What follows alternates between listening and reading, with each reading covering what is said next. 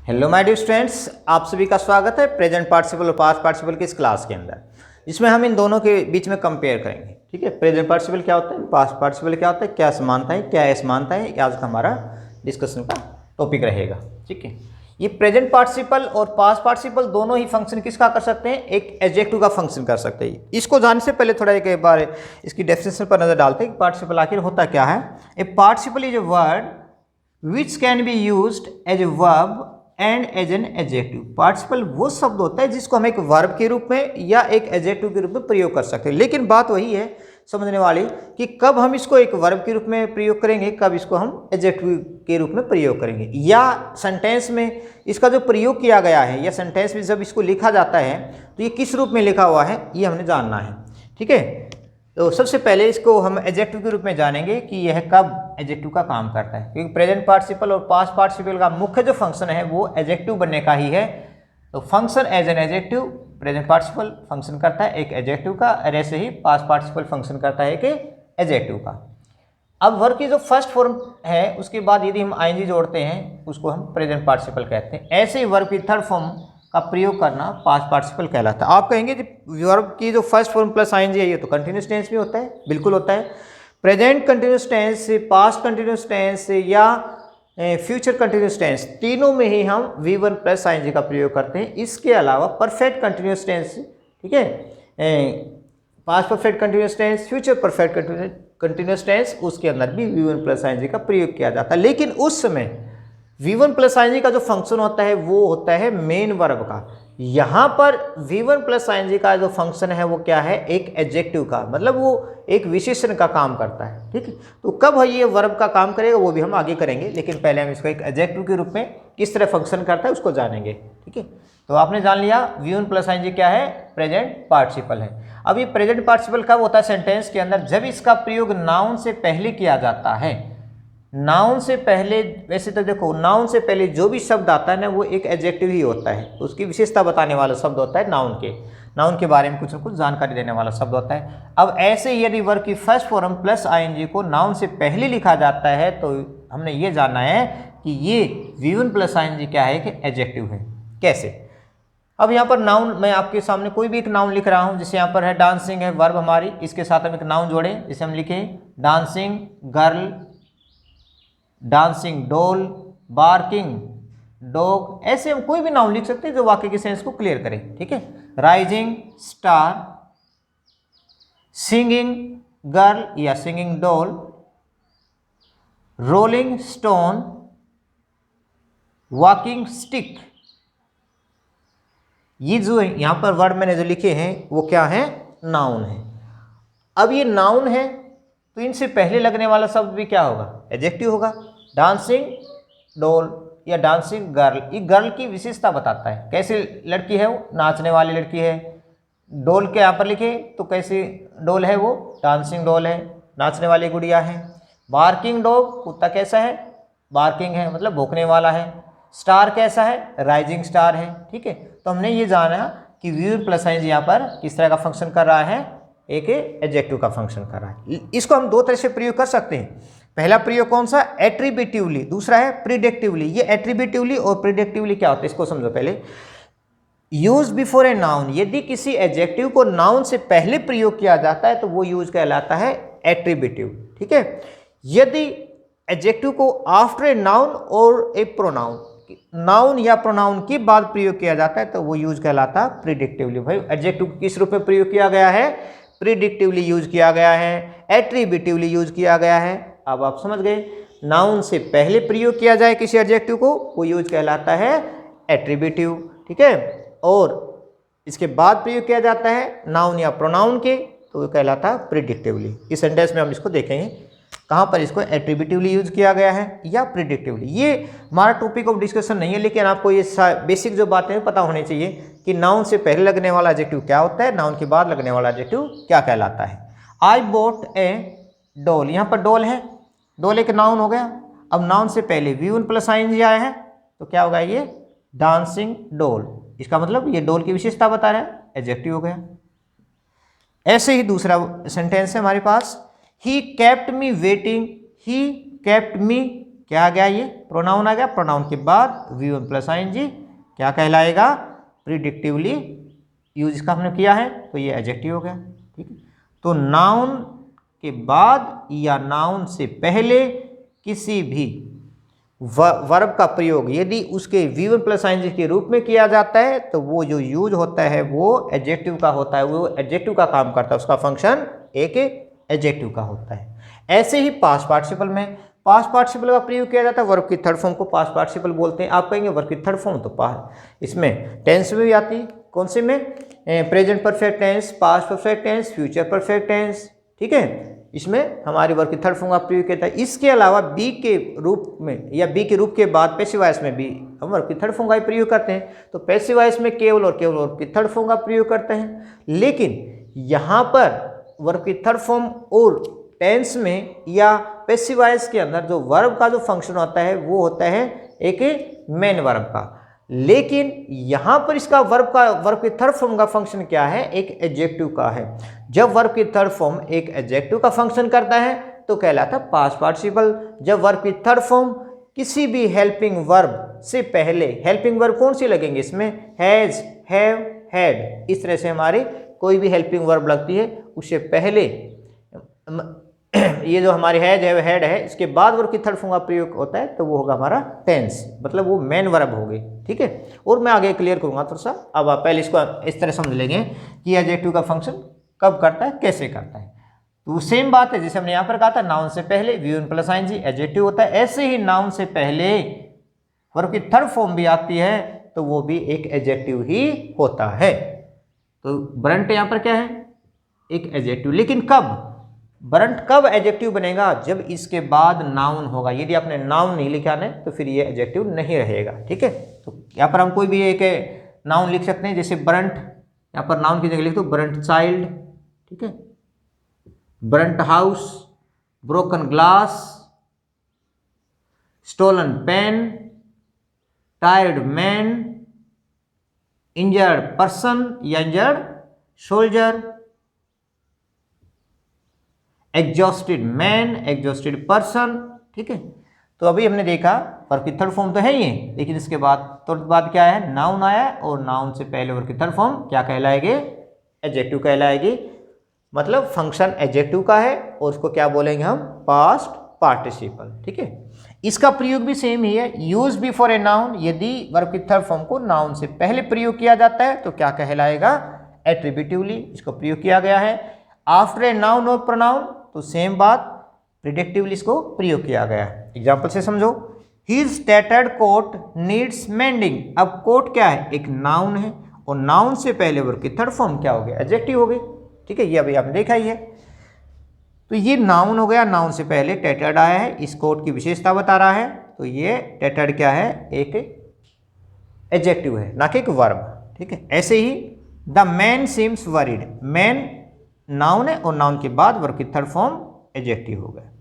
ठीक है, तो अभी हमने ये देख लिया कि जो वर्ब है दोनों फंक्शन कर सकती है, एडजेक्टिव बनने का भी और मेन वर्ब बनने का भी। अब वो एडजेक्टिव को तो हमने जान लिया कैसे ये V1 प्लस ING एडजेक्टिव बन सकती है, कैसे वर्ब की थर्ड फॉर्म भी एक एडजेक्टिव बन सकती है। लेकिन ये मेन वर्ब कब बनती है, जब वर्ब की थर्ड फॉर्म, वर्ब की जो फर्स्ट फॉर्म प्लस ING, पहले प्रेजेंट पार्टिसिपल को ही क्लियर करेंगे। वर्ब की फर्स्ट फॉर्म प्लस ING जो हमने यहाँ पर एक पार्टिसिपल के रूप में देखी है, इससे पहले कोई भी बी का रूप आ जाता है, B plus V1 plus ING है।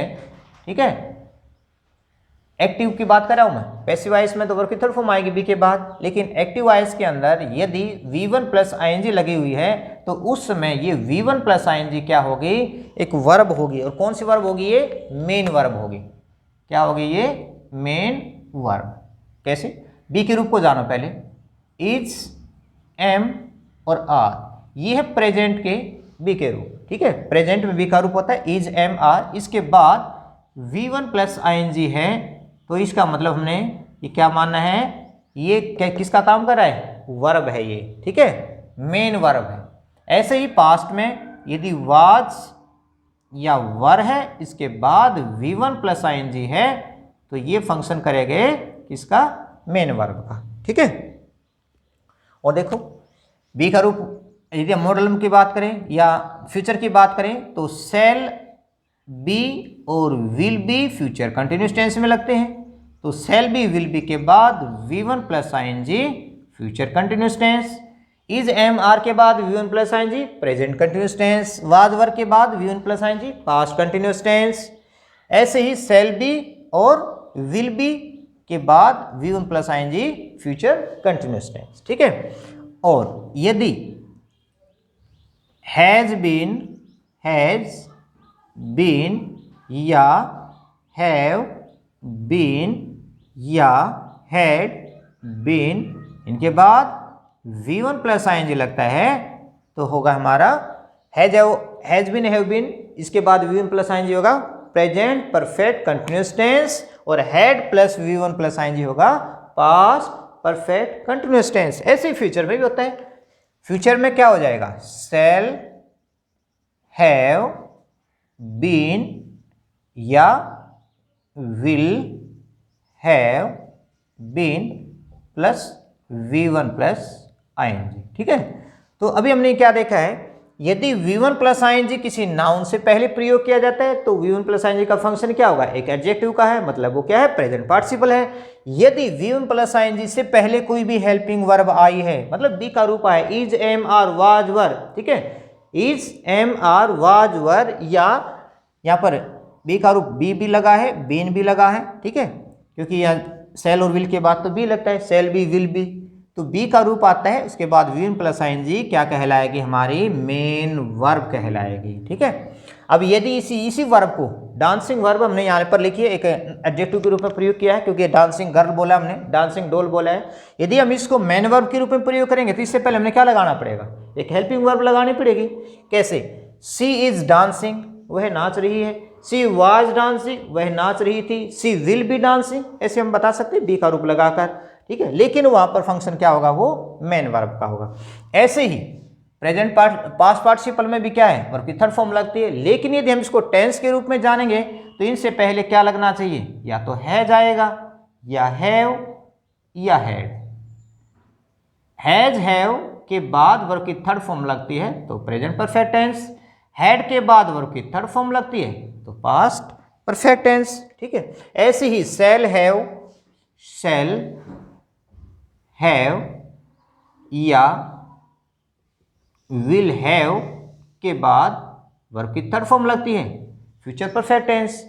तो अभी हमने ये देख लिया दोनों का अंतर। यदि वर्ब की थर्ड फॉर्म के तुरंत बाद नाउन आता है तो फंक्शन किसका होगा, ये एडजेक्टिव का फंक्शन करेगा। यदि वर्ब की थर्ड फॉर्म से पहले वर्ब की थर्ड फॉर्म से पहले हैज हैव या हैड आता है तो ये फंक्शन किसका करेगा, मेन वर्ब का, ठीक है। तो यहाँ पर ये क्या है, ये मेन वर्ब है और यहाँ पर एक एडजेक्टिव है। जैसे ही हैड बर्न्ट या she has burnt, it has burnt, हमने क्या लगाया, हैज बर्न्ट, ठीक है। दे हैव बर्न्ट, कुछ भी लगा लेंगे, जो भी हमारे वर्ब जो सेंटेंस को, आई हैव टायर्ड, इसे टायर्ड को बनाएं, आई हैव और हमने वर्ब लगा दिया अब टायर्ड।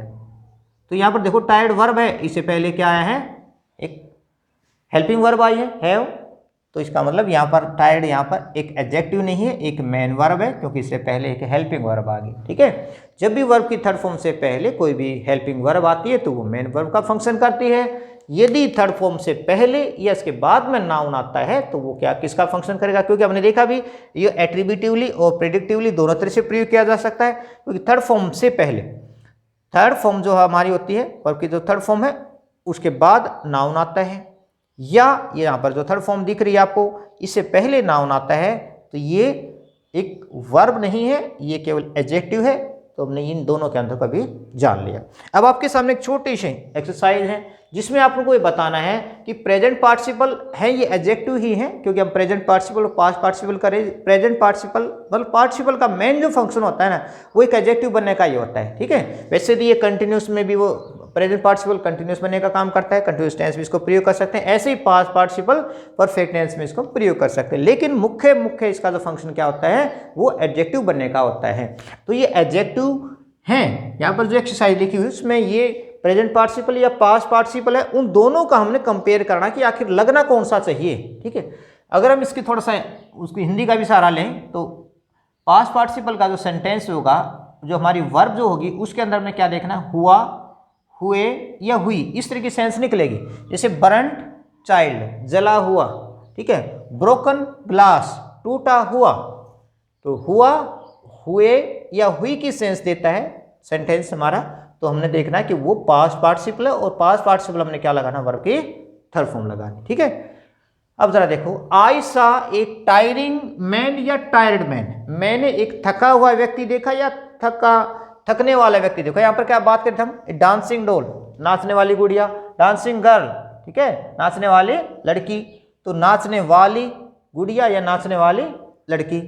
अब यहाँ पर देखो, आई सा ए टायरिंग मैन, थकने वाला व्यक्ति या थका हुआ व्यक्ति, आप समझिए कौन सा सही रहेगा, थका हुआ व्यक्ति। ठीक है, तो हुआ या हुई की सेंस होगी, हुआ या हुए की सेंस होगी वर्ब की थर्ड फॉर्म, वर्ब की थर्ड फॉर्म के रूप में यहाँ पर इसको लगाया है। लेकिन ये काम किसका कर रहा है, दिख आपको वर्ब की थर्ड फॉर्म रही है, लेकिन फंक्शन किसका है, ये एडजेक्टिव का। क्यों, क्योंकि ये नाउन से पहले इसको प्रयोग किया गया है। मैन क्या है, नाउन, और नाउन से पहले टायर्ड आया है। ठीक है, his uncle is an amusing या अम्यूज पर्सन, उसका चाचा कैसा है, एक अम्यूजिंग पर्सन है। ठीक है, I found the stolen pen या स्टोलिंग पेन, मैंने कैसा पेन पाया, जो चोरी हुआ पेन था वो पाया, चोरी हुआ पेन, जो पहले चोरी हो गया था वो पेन मुझे मिला, तो stolen pen. This is an boiling egg या बॉइल्ड एग, देखो इसमें दोनों में अंतर क्या है, प्रेजेंट पार्टिसिपल और पास्ट पार्टिसिपल में अंतर क्या है, अंतर यही है, पास्ट पार्टिसिपल में जो एक्शन होता है ना, जिसको हम बता रहे हैं, उसमें जो एक्शन है हमारा वो कैसा, वो कंप्लीट होगा। यहाँ पर देखो, बॉइलिंग एग, उबलता हुआ या उबला हुआ, उबलता हुआ का मतलब क्या, कार्य कंटिन्यू होगा, भी उबल रहा है, इस तरह की सेंस निकलेगी। और बॉइल्ड का मतलब क्या है, वो बॉइलिंग का जो काम है, उबलने का जो काम क्या होगा, कंप्लीट होगा। ठीक, तो this is an boiling egg, उबलता हुआ अंडा है या उबला हुआ अंडा है, उबला हुआ अंडा बोलेंगे तो क्या होगा, ये बॉइल्ड। ठीक है, boiled egg. My grand father has a walked या वॉकिंग स्टिक, अब कहते हैं कि मेरे दादाजी के पास क्या है, एक चलती हुई या चली हुई। अब मैंने कहा था हुआ या हुई, यदि हम वॉक्ड की बात करें तो चली हुई स्टिक माने डोगा या छड़ी। ठीक है, तो मेरे दादाजी के पास क्या है, एक वॉकिंग स्टिक। वॉकिंग स्टिक क्या होता है, डोगे को बोलते हैं या छड़ी को बोलते हैं, तो ये walking stick. She kept me waited या waiting, she kept me waiting. A rolling या rolled stone gather no moss, stone noun है और नाउन से पहले रोलिंग स्टोन, लुढ़कता हुआ स्टोन। ठीक है, हर्ड या hearing the noise the baby woke up, देखो हर्ड नॉइस बताना है या हियरिंग नॉइस, शोर को सुनकर, शोर को सुनकर, तो हियरिंग द नॉइस। बार्क्ड डॉग या बार्किंग डॉग, बार्किंग डॉग, भौंकने वाले कुत्ते, भौंकते हुए नहीं, भौंकने वाले कुत्ते, सेल्डम बाइट, कभी नहीं काटते। ठीक है, बार्किंग डॉग सेल्डम बाइट, भौंकने वाले कुत्ते कभी नहीं काटते। या इसकी दूसरी हिंदी हो सकती है कि जो गरजते हैं वो बरसते नहीं। ठीक है, सी इज ए स्पाइलिंग गर्ल या स्पाइल्ड गर्ल, भाई ये तो स्पाइल्ड गर्ल है, बिगड़ेल लड़की है, मतलब स्पाइल होता है खराब होना। ठीक है, तो ये हमारा प्रेजेंट पार्टिसिपल और पास्ट पार्टिसिपल किस तरह फंक्शन करता है, ये हमने देखा एक छोटी सी एक्सरसाइज के माध्यम से भी। और इसके जो कॉन्सेप्ट हैं, क्या दोनों में अंतर है, क्या समानता है, समानता तो यही है, दोनों एडजेक्टिव का काम करते हैं। ठीक है, और दोनों वर्ब का भी फंक्शन कर सकते हैं। और अंतर क्या देखा हमने, अंतर ये देखा कि ये क्या होता है, इसमें एक्शन थोड़ा कंप्लीट हमें दिखेगा, ये एक्शन थोड़ा कंटिन्यू दिखेगा। ठीक है, दोनों ही क्या है, नाउन से पहले और नाउन के बाद प्रयोग किए जा सकते हैं। तो ये हमारी जो एक छोटी सी जो कोशिश है वो आपको प्रेजेंट पार्टिसिपल और पास्ट पार्टिसिपल के बीच में अंतर को जरूर क्लियर करेगी। और फिर भी आपको कोई डाउट रहता है तो आप कमेंट बॉक्स में लिखें, मैं आपकी समस्या का समाधान जरूर करूँगा।